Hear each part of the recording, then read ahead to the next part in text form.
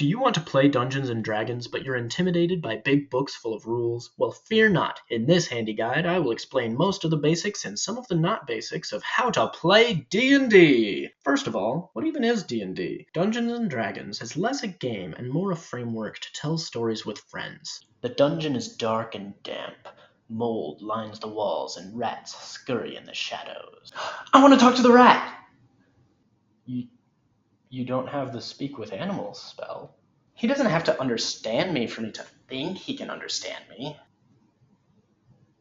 It's like playing pretend on the playground, except when you shoot a power beam, Kevin can't just say, "Nuh-uh, I dodged it," every single time. Each ongoing game or campaign has 2 to 6 players and 1 dungeon master. The players create characters, and the DM creates the setting. The players then roleplay their characters to drive the adventure. Here's the best part. You don't have to memorize those big books full of rules. They're reference books, so you can look up each rule when you need it. If there's ever confusion about a rule, the DM has the final say, so don't worry too much about it. So how do you actually play? First, the DM describes the world and the players decide how to react. The DM asks them to make a skill check depending on the difficulty. The acting player rolls a d20 and adds the appropriate skill modifier. The DM determines the outcome, and the game continues. That's it. That's most of D&D already. All you need now are your skill modifiers, and you get those from your handy-dandy character sheet. It'll remember your stats, so you don't have to. Before you make a character, think about their story and who you want them to be. Or you could just fill in a character sheet and make up the rest as you go. It's up to you.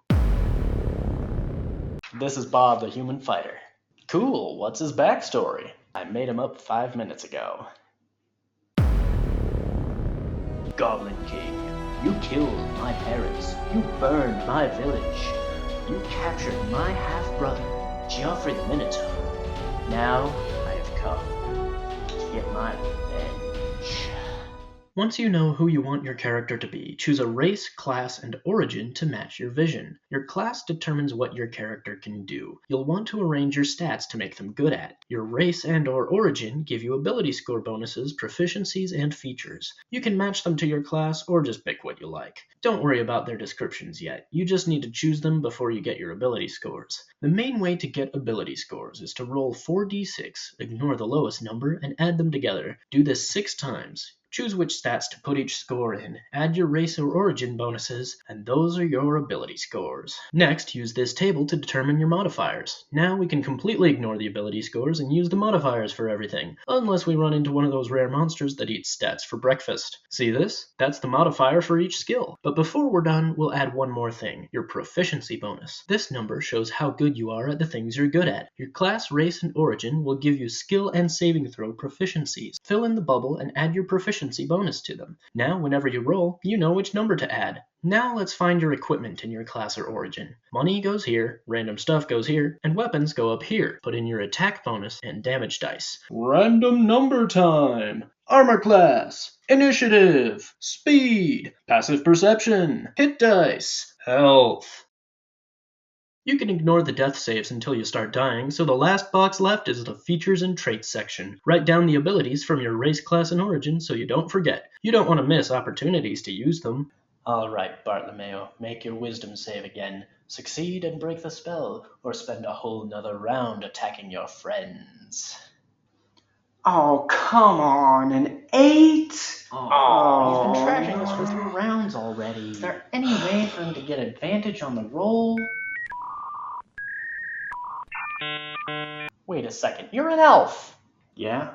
Elves have the Fey ancestry trait. You already have advantage against being charmed.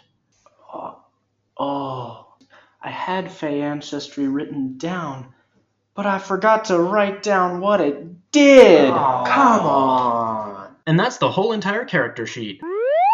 Oh, unless you chose a spellcasting class. Then you have this sheet to track your spells. For some spells, you make an attack roll and add your spell attack bonus. For others, you force your enemies to roll against your spell save DC. So what spells do you have? Take a look at your class spell list. From this, you can prepare a certain amount of spells on your spell sheet. Choosing from so many cool spells is the hardest part of character creation. Your spell slots are in this table. Spend a spell slot to cast a spell of its level. And that's the spell sheet. And now we're all done. Oh, that page? I always forget it's there. It's all for roleplay, so you can write whatever you want on it. Now, roleplay in D&D is open-ended, but combat is very precise. That's what makes it fair. When a fight starts, roll initiative to determine the turn order, which repeats each round. A round takes 6 seconds in-game and about an hour in real life. On your turn, you take an action, a bonus action, and movement in any order. You also get a reaction outside your turn. Your bonus action is like an action, but shorter. Only certain features can be used as a bonus action, but they're really useful. You can move up to your speed, and even break it up to use your action and bonus action in between. Your reaction needs to be triggered. For example, if an enemy moves out of your range, you can make an opportunity attack. You can also ready your action on your turn and wait for a trigger you choose. Finally, you can use your action to do anything you want, usually attack. To attack, roll a d20 and add your attack bonus. If your result is higher than the target's AC, the attack hits and you get to roll for damage. Otherwise, you just miss. Spell attacks work the same way. Details are in the spell description. Other spells affect an area, and every creature in it rolls a saving throw against your save DC. If you run out of HP, you pass out and start making death saves. Roll a d20. 10 and up is a success, 9 or less is a failure. 3 successes and you're only unconscious. 3 failures and you're dead. And that's all. You now know how to play D&D. But do you want to play well? Here are some tips to make the game more fun. First, this is a team game, so do something the other players can't. When each player specializes their role in the team, they can cover for each other's weaknesses. Fight strategically. Let the player with the highest AC take hits to protect the flimsier players. Alter the battlefield so enemies can't all attack at once. Find ways to gain advantage on your rolls and give your enemies disadvantage on theirs. Focus your team's attacks on the same enemies to take them out of the fight faster.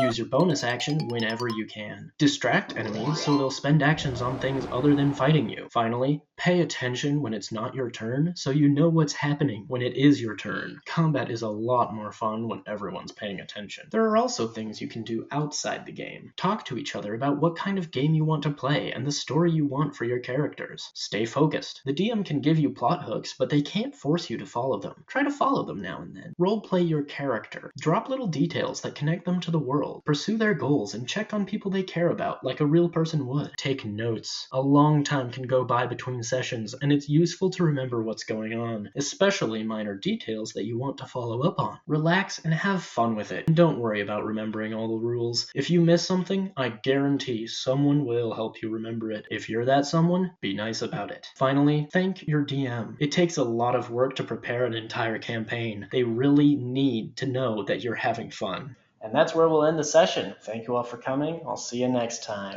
Wow, that was a long shopping spree. Yo, Bartolomeo's backstory is intense. Yeah, I'd love to play him. Wow, what a session. They spent the whole time at the market. They totally missed that plot hook about the mayor's son, and I really hope they still don't suspect the barkeep is the werewolf. Still, I think it was a fun session. No. Terrible it was. A bad session. Hates it, they did. What? They spent 3 hours completely off track. They obviously enjoyed it. Bored they were. Ungrateful adventurers. Ignored our plot hook. No, they just didn't notice. No, they did notice. They doesn't care. They hates us, Dungeon Master. They thinks our plots is formulaic. No, it's not true. Yes, it's true. We is a bad Dungeon Master. Bad story. Bad adventures.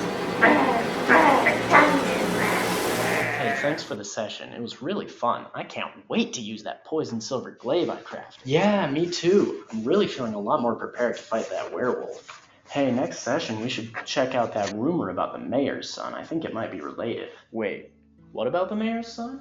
Oh, it was only mentioned briefly. Now hold on, it's in my notes somewhere. You guys like the story? Sure we do. Your story's really cool. You're doing a really good job working in our backstories. All I've ever wanted was just a cool story.